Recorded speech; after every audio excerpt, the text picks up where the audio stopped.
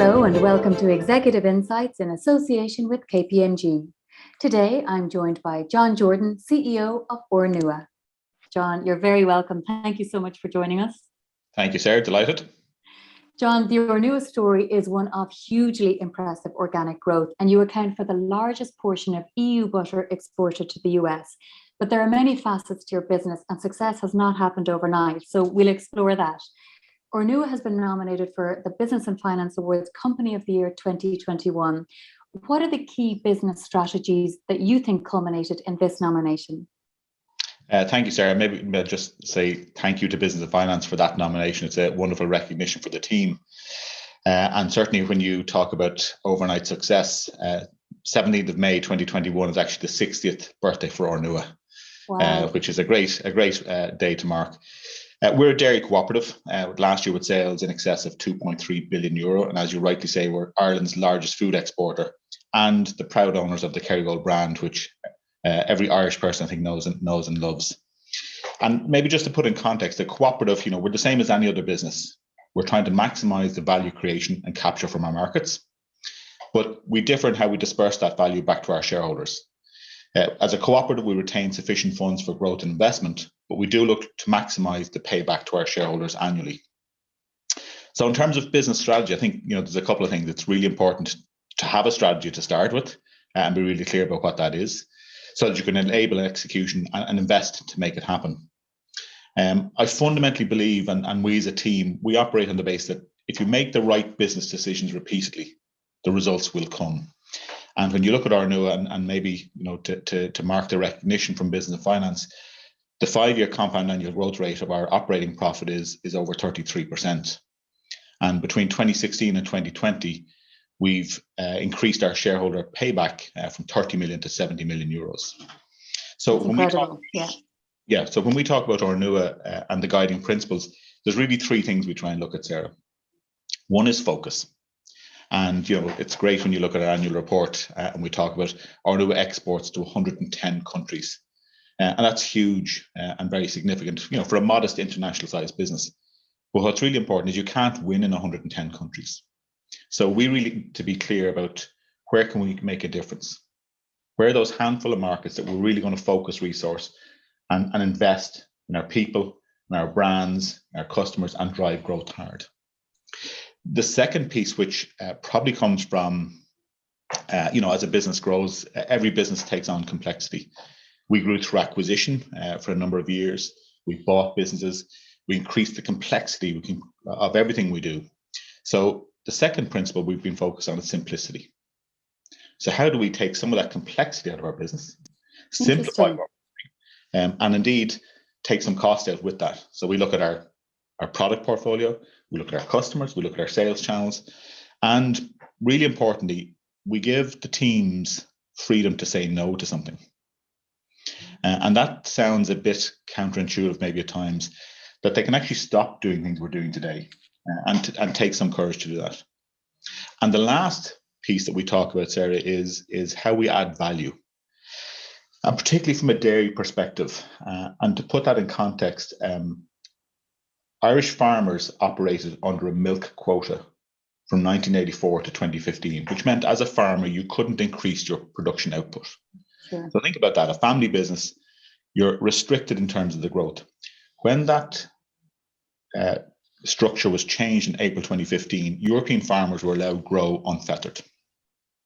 That meant there was a very significant increase in volume, and the dairy sector in the years up to that talked a lot about how do we manage volume of product.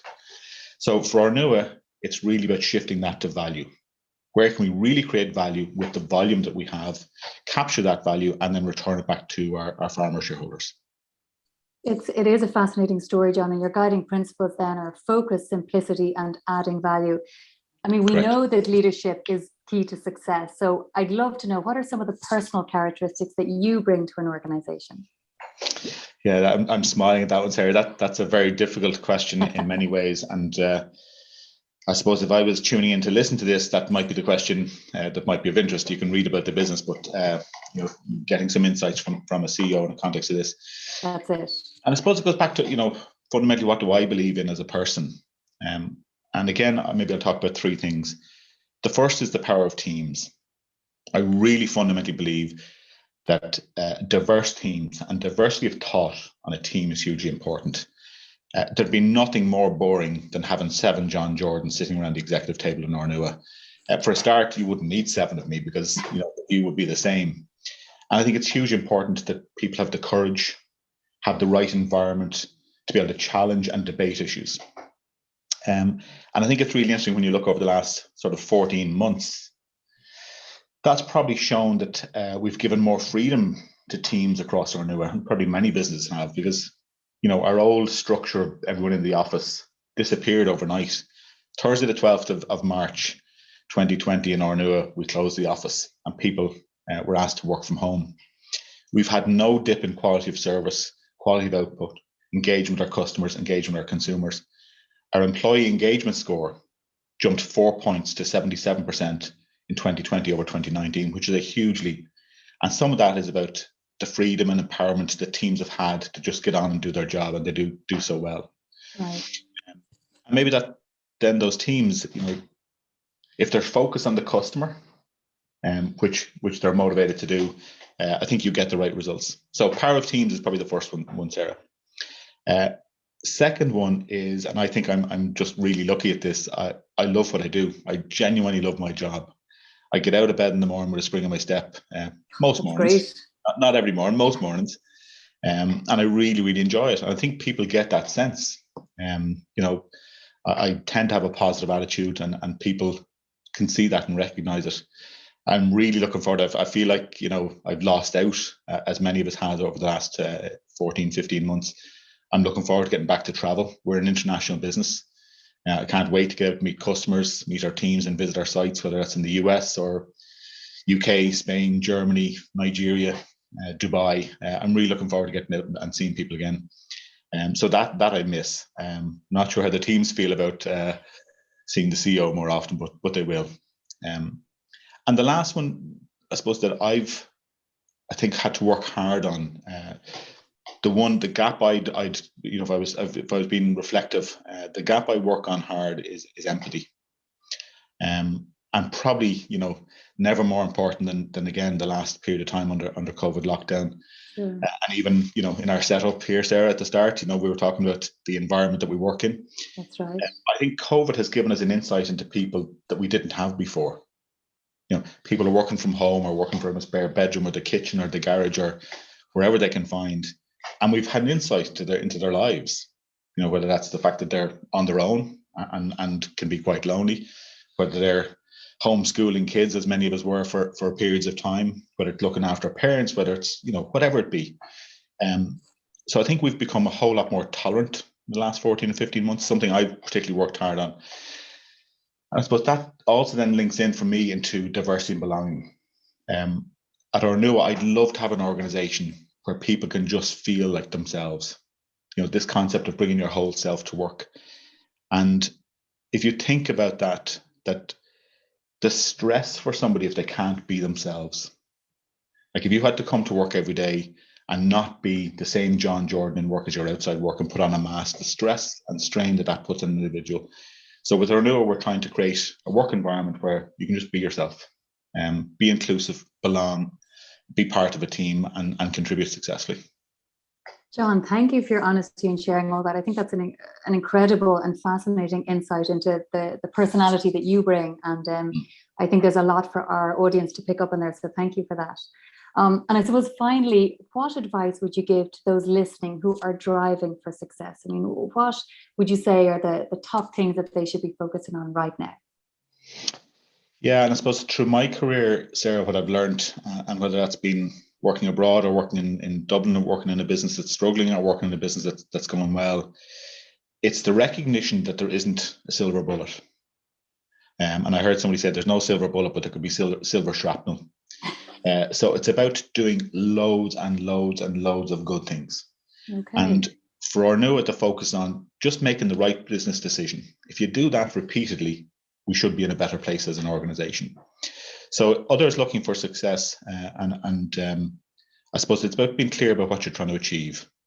And again, this goes back to the team concept. If you're leading a business and have an idea where you'd like to take the business and what you want to do, make sure you communicate with the team, because they'll help you get there. People need to understand where you're going. I'd also say be courageous. And it's probably one of the things in my career that if I look back, I was probably a bit too conservative at times. And if I had my time over again, maybe I'd be a little bit more courageous in some of the things I've done. And look, you'll definitely get some wrong, but those that you get wrong, you'll learn from. Two more thoughts cross my mind, Sarah. One is the concept of owning it. And a lot of people look to Ornua and say, Kerrygold, it's a great success story. I have it on the banner behind me. We're all very proud of it.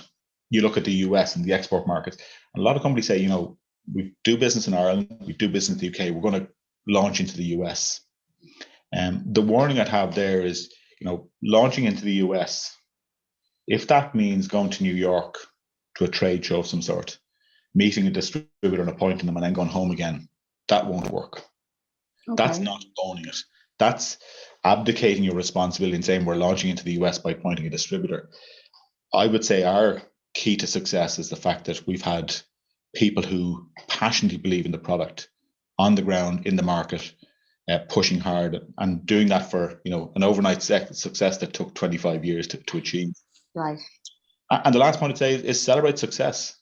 Sometimes we take life a bit too serious and very focused. People love success. Celebrate it, enjoy it, love what you do. So I'd say be clear, be courageous, own it, and celebrate success. That'd be my bits of advice for what they might be worth. Some great pointers there, John. And silver shrapnel. So do lots of good things. That's a new one on me, but it's a great one. Well, again, it's not mine, Sarah. It is borrowed. Like every good idea, you're allowed to borrow them. So I borrowed it from somebody else. Well, I'll borrow it from you. Yeah. Thanks for that, John. That's a great note to finish on. Thank you, John Jordan. Thank you, Sarah.